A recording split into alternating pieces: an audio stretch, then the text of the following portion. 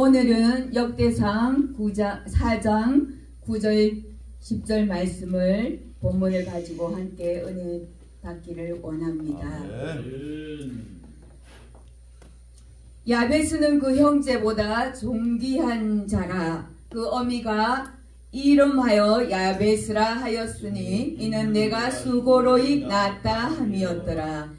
야베스가 이스라엘 하나님께 아뢰어 가로되 원컨대 주께서 내게 복에 복을 더하사 나의 지경을 넓히시고 주의 손으로 나를 도우사 나로 환난을 벗어나 근심이 없게 하옵소서 하였더니 하나님이 그 구하는 것을 허락하셨더라. 아멘. 네, 우리 기사연 모든 주의 종들과 또 지교회의 또 갈매산 기도원장님 또 교회 교인들 모두에게 이 기도가 응답되어지는 그러한 2024년도가 되도록 축복합니다. 아멘. 네, 오늘 야베스가 과연 누구이길래 이러한 축복을 하나님께 받았는가를 함께 나누어 보고자 합니다. 먼저 역대상 4장의 1절 말씀에 유다의 아들들은 베레스와 헤스론과 갈미와 훌과 소발이라 이렇게 나옵니다. 유다의 계보를 설명하면서 베레스가 등장을 합니다. 유다의 며느리 다말이 유다로 말미암아서 베레스와 세라를 낳습니다. 이 둘은 쌍태, 즉 쌍둥이입니다. 그런데 베레스가 동생을 제치고 먼저 터져 나왔다고 해서 베레스가 되었습니다. 이 유다와 다말의 이야기는 창세기 38장에 아주 상세하게 나옵니다. 베레스의 아들은 헤스론과 하물이요 헤스론의 낳은 아들은 여라무엘과 람과 글루베라. 람은 암미나답을 낳고 암미나답은 나손을 낳고 나손은 유다 자손의 방백이며 나손은 살마를 낳고 살마는 보아스를 낳고 이렇게 쭉 예수님의 족보가 이어져 나옵니다. 예수님의 계보가 유다의 며느리 다말을 통하여서 이어지는 것으로 보아서 오늘의 주인공은 베레스로 추정이 됩니다. 예수님의 족보를 살펴보면 정말 어떻게 이러한 혈통에서 태어나셨나 좀 의문이 듭니다. 그렇습니다. 인간에게선 선한 것이 없습니다. 불완전한 존재가 인간이요 사람입니다. 저 목사 왜 저래, 저 장로 저 권사 왜 저래 이렇게 할 거 없습니다. 우리 모두는 다 인간이기에 타고난 원죄가 있습니다. 예수님의 은혜가 아니면 우리는 다 영벌에 갈 수밖에 없는 자들입니다. 예수님의 그 보혈의 능력으로 우리는 새 사람이 되는 것이며 영원한 생명에 이르는 것입니다. 내가 선해서 내가 착해서 천국 가는 것은 결코 아닌 것입니다. 야베스란 인물에 대하여 성경은 오직 본문 9절 10절에서만 나오고 있지만 이 짧은 구절에서 그의 위대한 신앙을 엿볼 수 있습니다. 그의 이름이 의미하기를 그는 고통의 아들. 네, 그의 어머니가 이 아들을 낳으면서 얼마나 고통스럽게 낳았으면 고통의 아들, 수고롭게 낳은 아들이라고 이름을 지었을까요? 그는 아마 틀림없이 불리한 조건 가운데서 태어났음이 틀림이 없습니다. 그러나 이 모든 악한 조건 속에서 하나님을 원망하지 아니하고 기도하였으며 목청 높여 부르짖어서 기도하였던 것입니다. 이 부르짖음은 그가 하나님을 이스라엘의 하나님으로 인정하는 행위입니다. 특히 그의 기도 중에서 이스라엘의 하나님이란 말은 곧 언약의 하나님이며 야곱이 하나님과 실험을 하여서 받은 축복의 이름인 것입니다.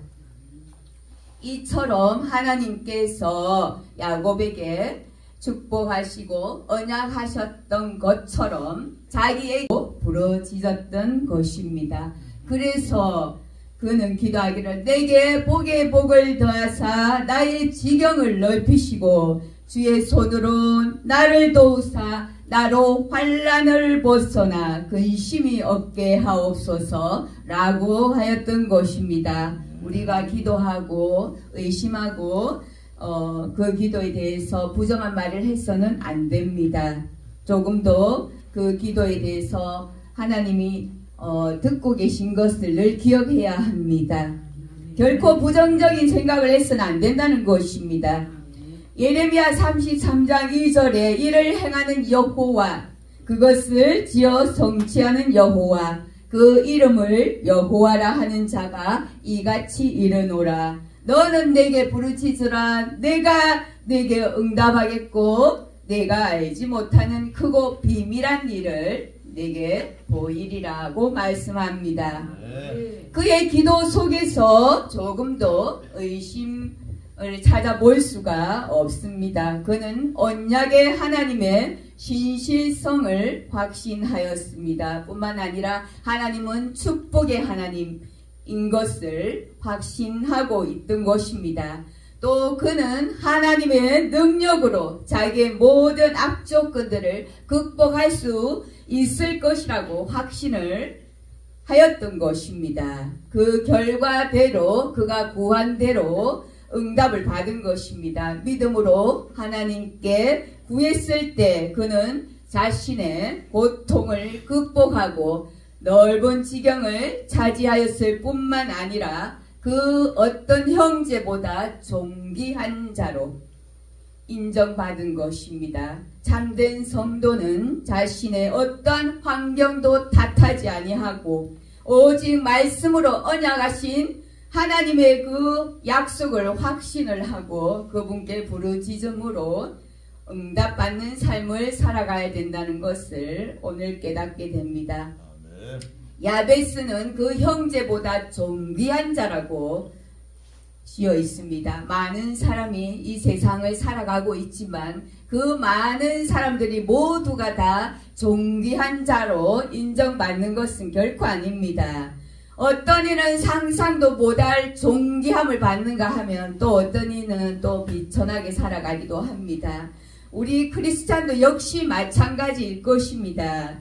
누군가는 하나님 앞에서 존귀하게 인정받고 또 누군가는 덜 존귀함을 얻기 때문입니다. 야베스는 불우한 환경 가운데서 고통스럽게 태어났고 또 이 모든 환경을 뛰어넘어 그가 형제보다 존귀한 자가 되었다는 사실입니다.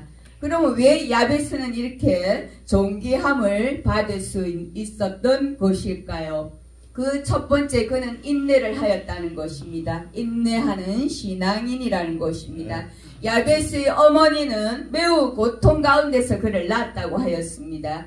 야베스의 그 존귀함은 고통과 수고의 결과였으며 이 모든 것을 참아낸 한 여인의 인내 때문인 것입니다.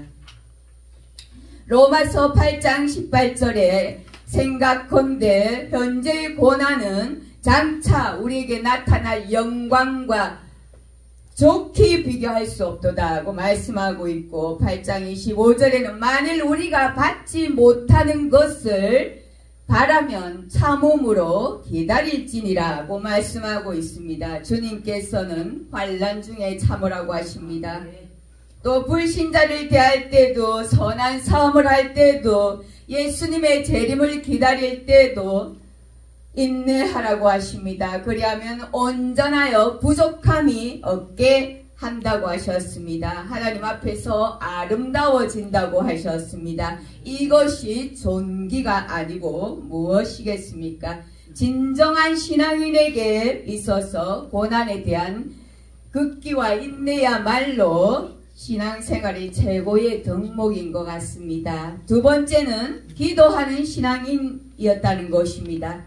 야베스가 형제보다 존귀한 이유는 그가 기도하는 모습이 때문입니다. 그는 언약의 하나님을 복의 근원으로 고백합니다. 또한 참된 존귀의 길은 오직 하나님께 달려있다고 믿고 그분께 도움의 손길을 간구하고 있다는 것입니다. 성도 여러분, 존귀히 여김을 받는 신앙인은 기도하는 신앙인입니다. 진정 위대한 신앙인은 기도를 많이 하는 자입니다.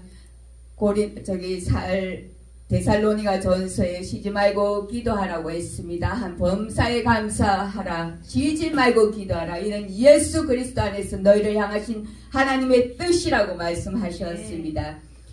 다니엘이 존귀케 된 것도, 또 바울이 존귀케 된 것도, 또 솔로몬의 영광도, 또 갈멜산의 엘리야의 그 영광도, 이 성경 속의 모든 위인들의 그 존귀가 그들의 기도에서 비롯되었다는 것입니다. 세 번째로 노력하였다는 것입니다. 노력하는 신앙인이었다는 것입니다. 야베스가 형제보다 존귀한 자가 된 것은 그 자신이 피나는 노력을 했기 때문입니다.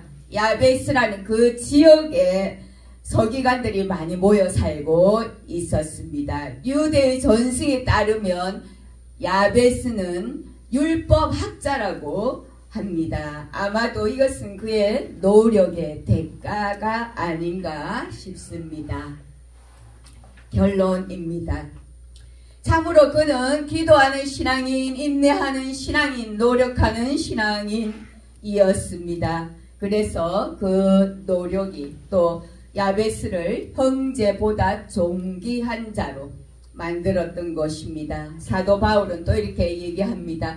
내가 이미 얻었다 함도 아니요 온전히 이루었다 함도 아니라 오직 내가 예수께 잡힌 바 된 그것을 잡으려고 쫓아가노라. 이렇게 고백을 합니다.